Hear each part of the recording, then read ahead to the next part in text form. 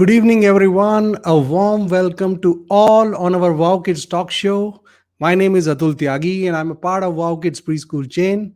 I welcome all the viewers who are watching us live on Facebook.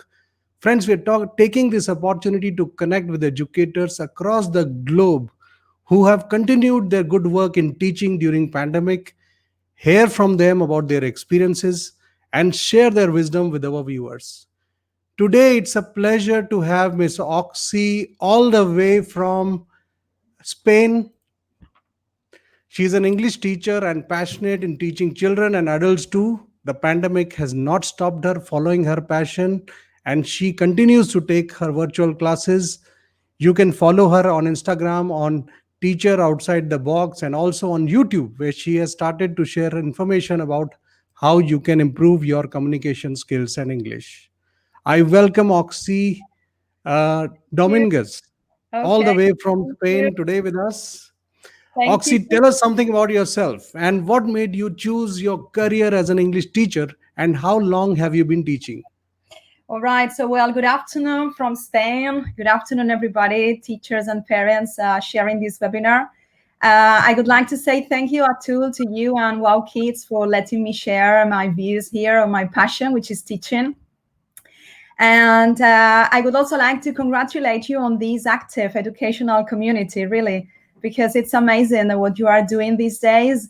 And I think at these hard times we're going through, it's more important than ever to have both parents and teachers cooperating. So well done.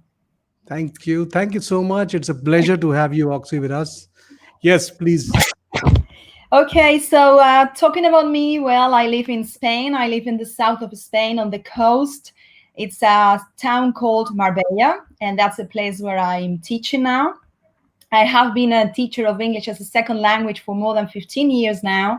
And throughout this time, I have been involved in the teaching of kids in the private sector. I was teaching secondary students. And now I'm teaching adults, basically. But I have also been working with teachers who teach their subjects in English as well. And well, I have always liked to be an active part of the schools where I have been working. So I was involved in the elaboration of some Erasmus projects and the managing teams and so. And well, I work in an institution which is a kind of peculiar institution, and I say peculiar because very rarely can you find one of these in other countries. It's a state institution where we can only learn languages. In my school, we are about 22 teachers for 1,500 students.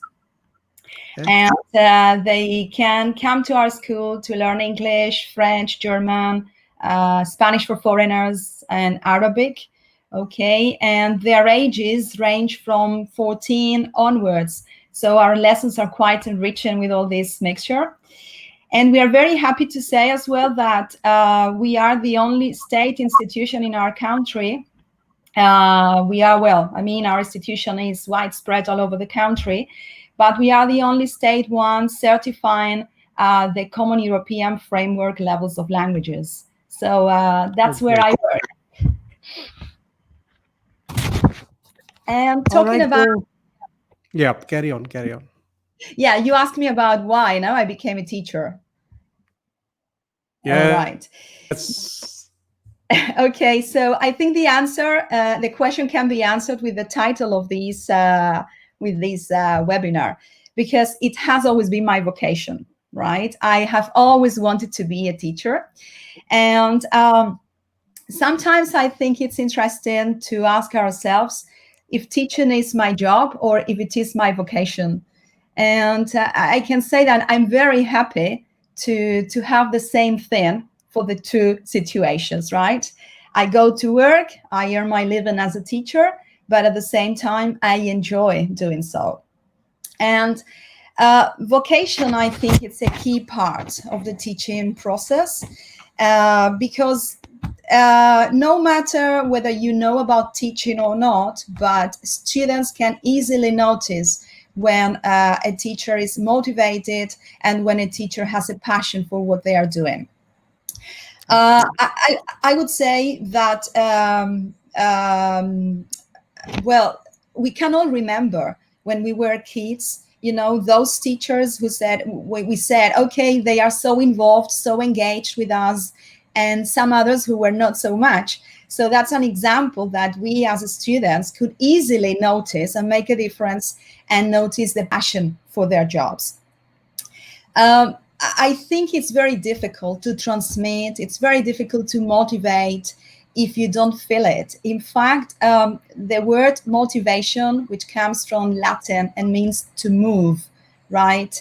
It's just to create something inside our students. So if we don't feel like that, very complicated to do that with our students. Yes. Uh, I think besides that, I think that when we teach, we are also learning. In fact, we are here today, right, trying to learn from each other, share ideas. So teaching is a learning process as well. And we cannot forget that education is a very delicate matter. It's a big responsibility. We are building people, we are building speakers of another language, we are building digital citizens as well. So all this together, all right, makes a big combination, which is basically in our hands. So it's true, we are not going through the best times, and sometimes the situation is complicated. We don't always have the best tools, but when we enjoy, when we like it, when we feel motivated, we will always find the right path. So I think vocation is the basis for our job. Wonderful. I think great to know you, Auxi. And so, Auxi, we want to know that what was the impact of COVID-19 on learning of school children in Spain, and other schools open, or how the teachers are continuing their virtual classes, how the kids have coped up. What is happening on education of small children at this present moment? Very interesting question. Very interesting. Well, obviously, the situation has had a big impact, as I guess in most countries of everybody watching us today. A big impact on the one hand because of the situation itself. We are living something which is completely new to us, and at the same time because of all the changes that it implied in the sector of education. So in Spain, the lockdown started on the 13th of March. That meant that our second term, well, the school year is divided in 3 terms here in Spain. So the second term was almost finished, but we still had a third term ahead. So on the 13th of March, both teachers and students were told to go home, and just in less than 24 hours, we have to adapt to a new situation. So that was a big challenge. For Big everyone, I for guess everyone. everybody had same Very big challenge. Yeah. challenge. Yes. And we had to close the schools without knowing when they will open. So yeah, carry on, Exactly. carry on. Yeah. In fact, students never came back to school this year, right? Yes. They finished the school year at home. Teachers and managing teams, they just came back to school just to conclude some tasks of the end of the year, but that's all.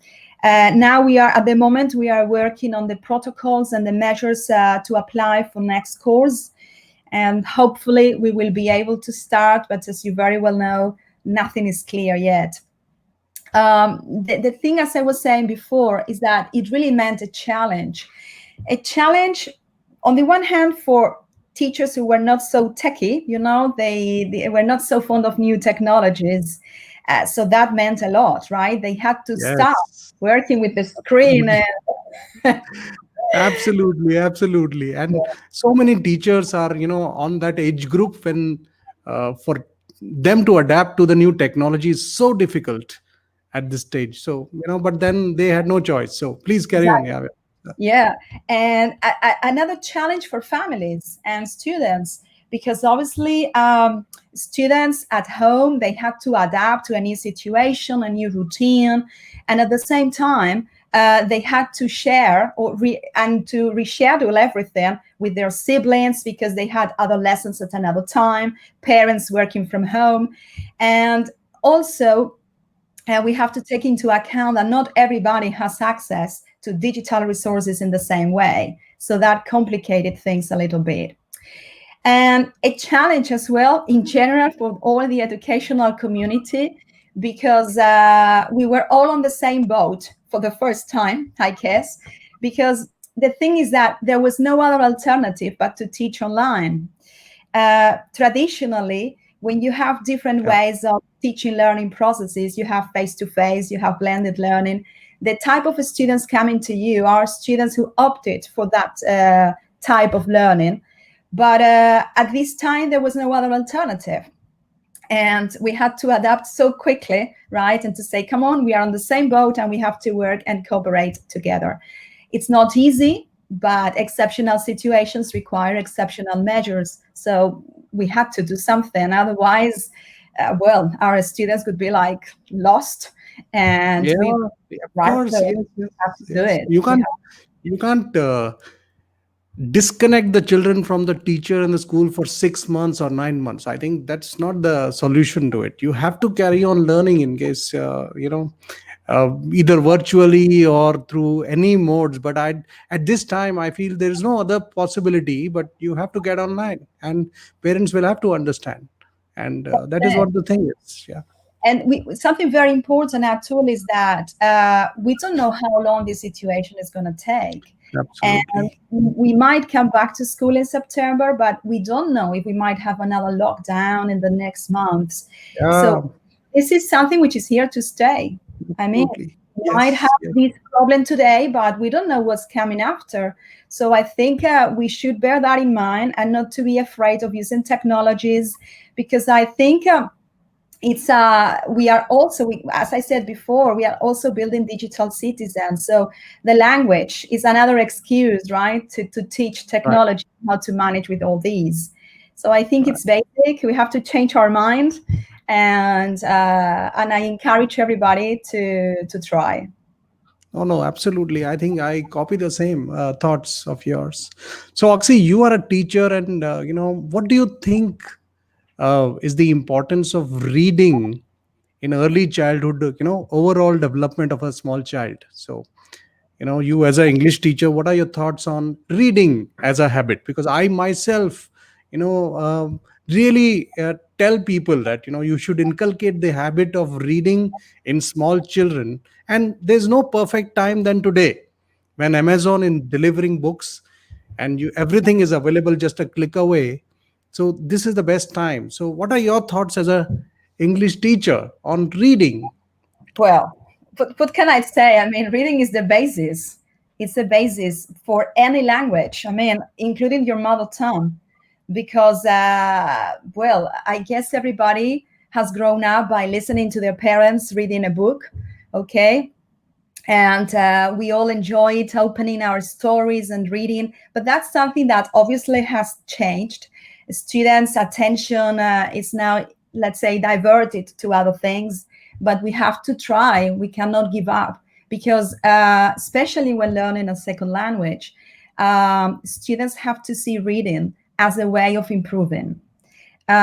Reading, you can do reading just for pleasure, of course, but there are so many hidden benefits. When you read something, obviously we are checking how the language works. So obviously the teacher plays a vital role in that sense as well, because we can call their attention to some parts, specific things of the reading, something that we think might be interesting. So when students read, they can see how the language is working, how certain structures, something they learned in class. The teacher explained this about grammar, but now I'm seeing this in practice. Yes. Uh, Vocabulary. How can you expand your vocabulary? I always tell my students that it's interesting to have a constant activation of your vocabulary by being exposed to it. We have a kind of passive vocabulary which you can understand, but you may not use frequently.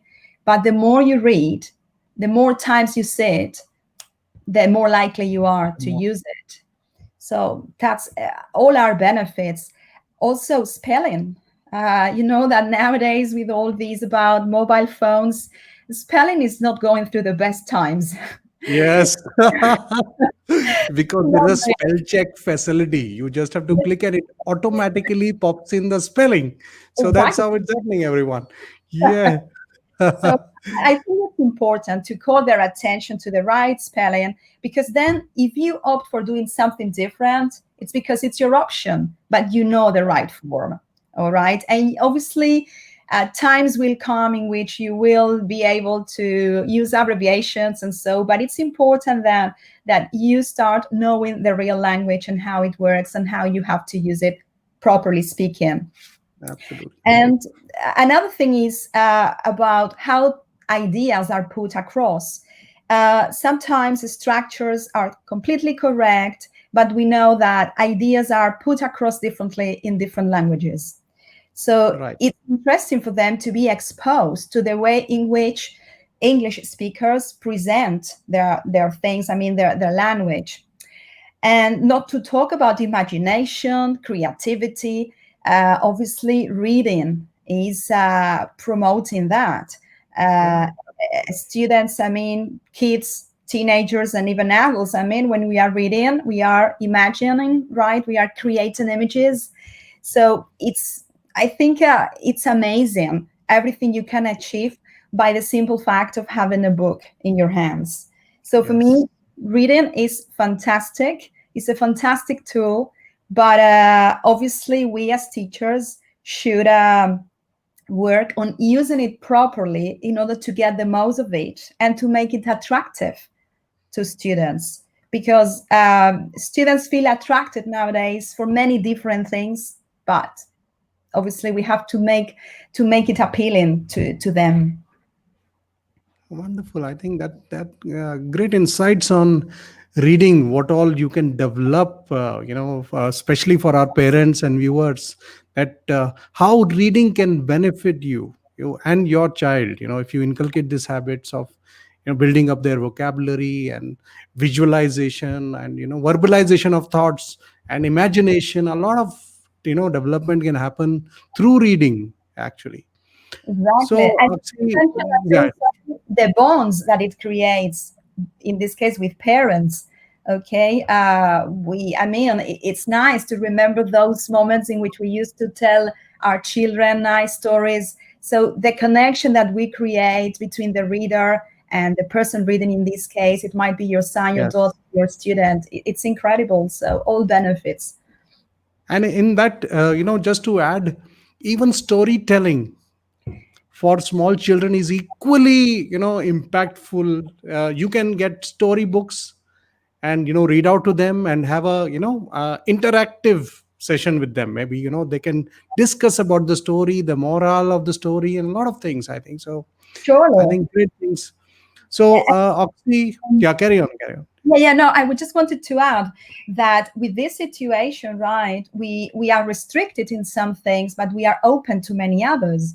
So, I mean, we might not be so good at doing storytelling, okay, at performing, but it's true that we can have guests in our lessons, right? We can have storytellers, and it's a very interesting activity because our students are interacting, they are listening, they are imagining, they are, when storytellers connect with the kids, right, they get very involved. So it's a very nice atmosphere that they create. Absolutely, absolutely. That's very, very impactful, right? So, now the next thing that we would want you to tell about, something on creativity. Like, is just teaching the subject more important, or being a creative teacher? Because we have seen that the traditional teaching is Mhm. just teaching from the book and the board. Okay, that this is the lesson. It's already been given on the book. I have to teach it as it is. The creativity is very less, but now the things are changing. So what are your views on creativity in teaching? Uh, as Very, a very, very interesting. We teachers have to go with the times. We cannot be behind. And obviously, textbooks are part of the teaching processes. They can help us, but we cannot understand a lesson means get into the classroom, open the textbook, and that's all. We have to call our students' attention, and it's not easy these days. It's not Yeah. easy, but we are teachers, and that's our responsibility. But what we can do is to go on teaching the same way as we were taught, our parents were taught, because times are different. The needs of our students are different. And we have to think that we are working in two directions. We are making them learn the language, and why not teaching them to be creative as well. All right. So I think it's very, very important um, to be aware as teachers that because some people think I'm not creative. Well, creativity does not always mean doing spectacular things. I mean, not really, Yes. but you can be creative with minimal resources. And the first thing you have to bear in mind is that you want to do so. How can you motivate? First thing, you have to be motivated. How can you be creative? First thing, you have to want to be creative. And once you start, you will never stop. I guarantee that. Yeah. Because it's addictive, I can tell you. It's addictive. So nowadays, with the students behind the screen, we have something already gained, which is they are behind the screen, something which they really like. So the second part is make your activity engaging, make it different. Very Being important. Very very important. Yes, yes. Because you are at home, you have to. Otherwise, people, their children are sitting at home, and your students are sitting at home. There will be so many distractions until the teacher actually creates that, uh, moment of surprise for the children. Every day or maybe every week, they will not. They should not even think of moving their minds and their eyes from the screen. So you have to be really creative on the screen also. So yeah, yeah, please carry on. Very Yes, interesting. definitely, because I mean, we can be working online, and people might think that because of that, we are already being creative, but it's not. It's Okay. not. At least not for students, because they are Right. used to being in front of a screen. Okay. But we have to bear in mind as well that surprisingly, many students are really willing to Really. open the screen, because that is the connection, especially when we have been locked down, that is the connection with the world. I mean, they connect with the teachers, they connect with other students. So sometimes, I mean, if they feel engaged, they will be waiting for the time to open the screen and be there with the others. Yes. Creativity, I would say creativity means surprise, right? So I think it's very sad when students get to a classroom and they are able to anticipate every single movement of the teacher. Oh, yes, yes, yes. That's And very that's they know. And there are so many teachers then that try to imitate those teachers because they have a particular way of teaching which can be exactly. copied, and that's standard. It is very monotonous for them, for everyone. So yes, yes, yes. So How do you expect to call students' attention when they know what's going to happen? Can you imagine watching a film and you know the end? Well, it yes, doesn't make any sense. So correct. to surprise them, and when I mean surprise, obviously surprise is something that cannot happen every day, because if you do that every day, it won't be a surprise anymore. But Yes. it's interesting that you don't have to do wonderful things, but just change the way in which you work with typical activities. I mean, work the reading in a different way, or maybe arrange them differently. So it's simply with very little things. Now, uh, being creative for me means to think outside the box. That's the reason why I called my channel like that, because that's Yes. what I mean.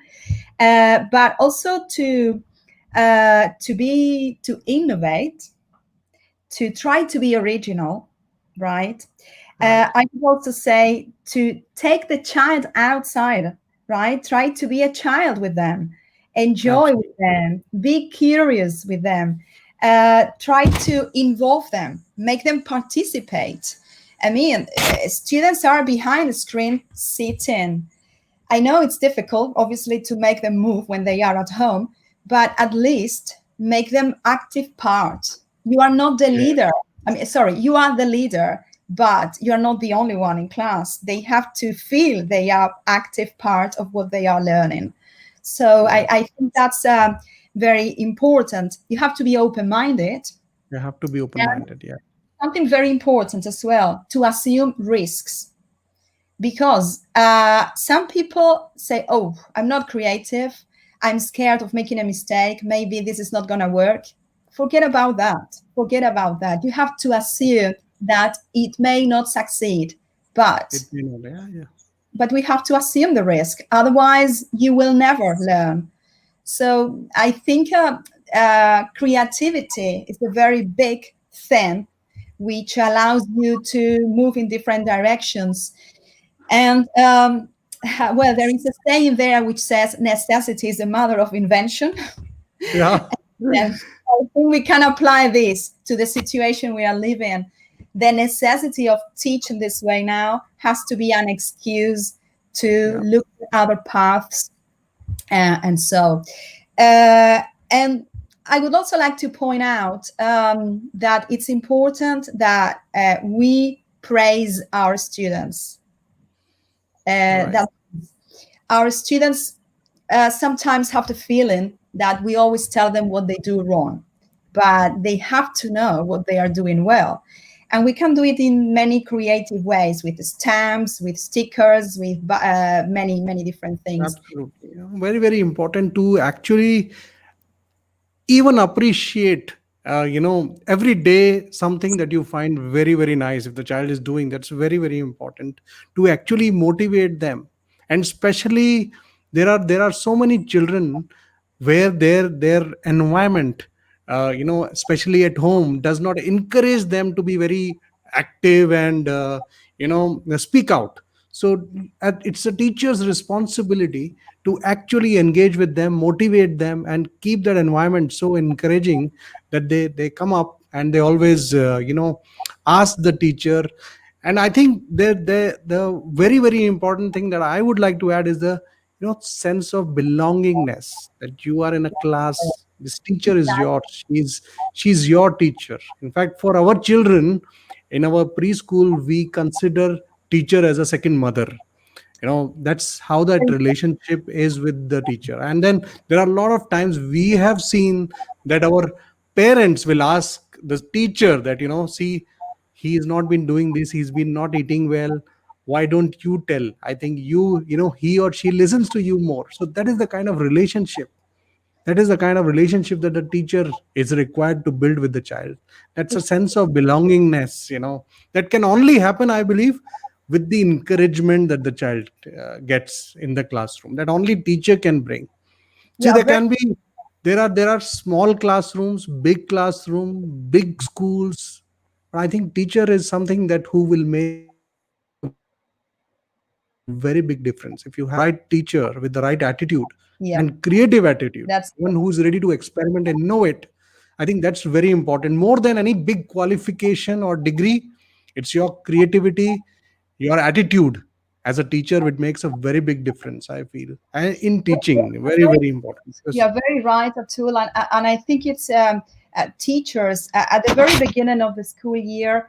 I always devote some lessons to create bonds among the group and kind of cohesion among the students, because I want to have my students in a comfortable atmosphere. yeah, And some people might think I'm wasting my time because I don't go straight forward to the book, but for yeah, me, is gaining time, right? Because when I have a good atmosphere in class, everything works, everything flows, and that's very important. uh, Also, just in connection with this, not all our students are the same, not all our students learn in the same way, and that's why variation in the class is something we have to take into account, because that way we will be getting to most of them, and at the same time teaching them strategies to work depending on their learning styles. Yes. Uh, there is a question. Well, this is like food for thought, but a question for teachers, right? If you have a look at your lessons, at the way you develop your teaching, is that the type of class where you would like to be in? Would you be a student in your own class? That's very Right. important.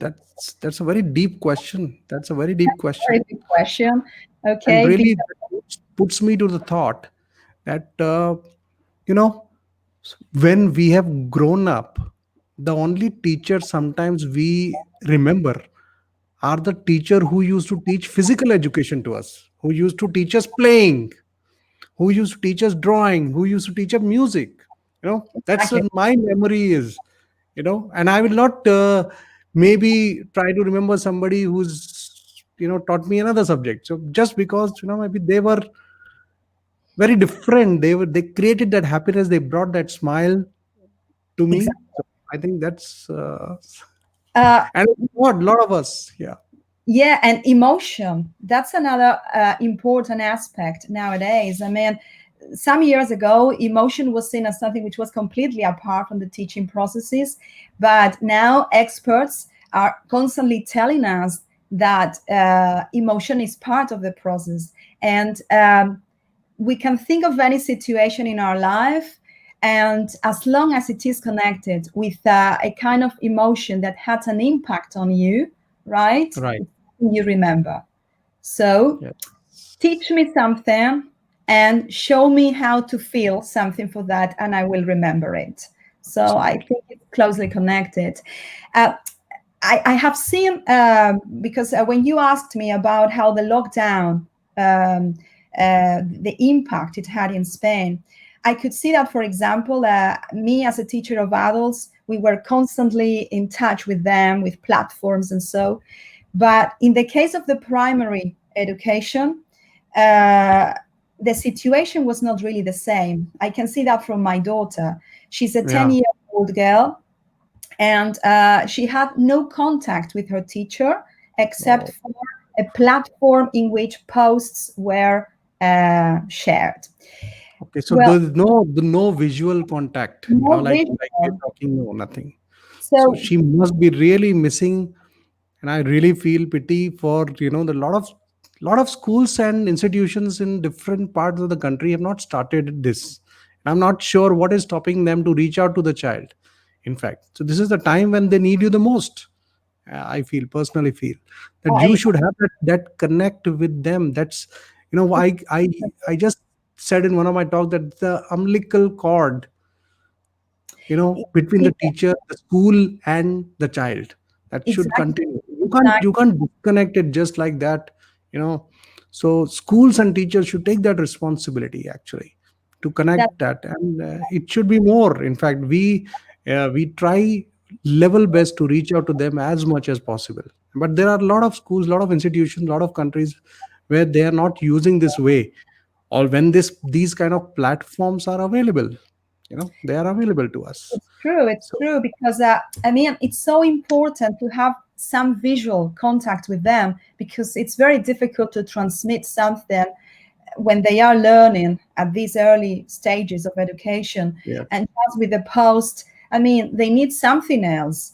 I can tell because of experience, right? And she was like, I mean, she did not have a routine. It was very difficult to have her involved because Right. obviously she did not have the feeling that their teachers were involved. So I think it's important because if we don't do so, then we are passing on our responsibility to parents, and parents are parents, but they're not teachers.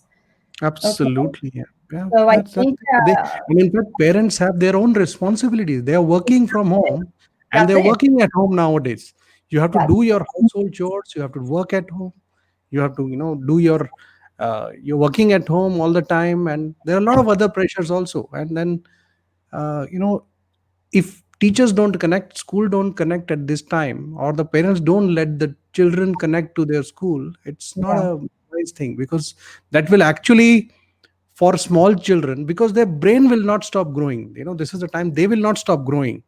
This important time in their life is not going to come. And in fact, we schools must thrive at this moment. You must let the children thrive from the comfort of their home, because now children have adapted to technology and the parents have accepted. This is an opportunity to do even more better and try to use technology to its fullest, to make that impact and make the Exactly. children thrive from the comfort of their homes. So very, very, That's schools, true. there are a lot of institutions which are trying, but I'm sure there are a lot of them which are not trying. So this is something that needs to be really Of addressed. course, we have to learn from mistakes, right? And I think in that sense, right, teachers have to understand that we don't really know how long this is going to take. And what we can't do is to stop learning, we stop teaching, because we cannot stop children's, just their development. So that's Yes, why I think that we have to learn from the past mistakes to adapt to the new times and to get the most of it, right? Because otherwise, well, we will have a real problem. absolutely. Yeah, I completely agree with this, and absolutely there. So, Auxi, please share some of the tools that we were discussing the other day. Yeah. Not for small children, but I think you've taken your time out and you've learned new technologies. You've taken full advantage of you being, uh, you know, time being there with you. So, what are the tools that you would like to share with parents and teachers, to collaborate and do much more better learning? Because we were talking about the other day on some interesting tools that Mhm. you have identified, some suggestions that you can give to the teachers, and especially not for pre-primary, maybe for primary and secondary teachers who will be watching this show. The tools I bring you today are tools that can be easily adapted to any age. Okay. And they are also tools that can be used by teachers and even by parents because they are very intuitive, right? Okay. Uh, First thing, for these times, we needed something to communicate. That was a kind of platform. I personally used Zoom, all right, because it allowed me to chat, to see my students, to share my blackboards, to split them up in groups. So that was the most similar thing I could find to a class, to a real classroom. Uh, in connection with this, obviously, then we needed something, another kind of platform where I could post homework, tasks, and so, and that was Google Classroom. Okay. We were That's been used by most of the schools yeah, and institutions here also, right? exactly. And then here comes the different tools in which to so that we can make more our activities more attractive. Well, Right. I really like Triptycho Plus, okay, which is it's an app which allows you to create games. They can play bingo, they can do word search, you can arrange students in different ways. You can have stopwatches. You can have find 10 if you're working, for example, let's say regular verbs, and you have to select which ones are the right ones. So, but it's very easy to create. So no matter, I mean, you don't have to be a teacher, you don't have to be an expert, so you can even create them for your kids at home. Another one, it's a word wall. Okay, it's Word a wall. word wall. Okay. Okay, it's another app. It's a website, properly said, which allows you to create games. Right, you can Right. have boxes that open, and then different questions turn up. You can have pictures, and students can be labeling objects. You can have yes no questions, but the Okay. format very attractive, and I insist very easy to use. Wow. Another one would be Quizlet. Quizlet allows you to create quizzes, but the Okay. positive thing is that everything you create can be turned into a worksheet. So Okay. that's So you positive. can download and use it, right? Exactly. So you can have something and then you can ask them the same questions in a different way. Okay. Right. Yes. Then we've got Padlet. Padlet is a kind of wall where you simply have to send the link to your students. They have access to it, and they will be able to upload audio files, pictures. They can upload videos. And just to give you an idea of what I was doing with my students, we created one to share words we had learned. All Okay. right. So every time the students come back to this Padlet, they can revise and they can review, okay, what they have been learning. And with with all this lockdown situation, an interesting activity is that of ask your students to take a picture of what they can see from home, what they can see from Okay. a window. They can upload it, and then they can record themselves, right, and share it with the others. And Flipgrid is a big one, right, to have in mind because it's a kind of educational video community, and it allows you to create different grids with different topics, and then you record yourself telling your students what you would like them to talk about, and they can record themselves talking about it, and they can interact with videos. Fantastic. Great. So, as I insist, it's something you can use for your class, no matter their age, and you can use them as a parent as well. Okay, Yes. in order to Right. motivate them to review at home, and there are lots of them, right? I'm And sure. we don't And have a time. lot of them are getting built because of this lockdown. There are a lot of them, I'm sure, so great, Toxie. So friends, we had some great views on teaching as a vocation with Miss Auxi. I hope this webinar will be beneficial for a lot of teachers and people who want to follow their passion as a teacher. My sincere thanks to Auxi, all the Thank way from Spain, to share her precious thoughts about her vocation as a teacher, and also all our viewers on Facebook for taking your precious time to watch this webinar.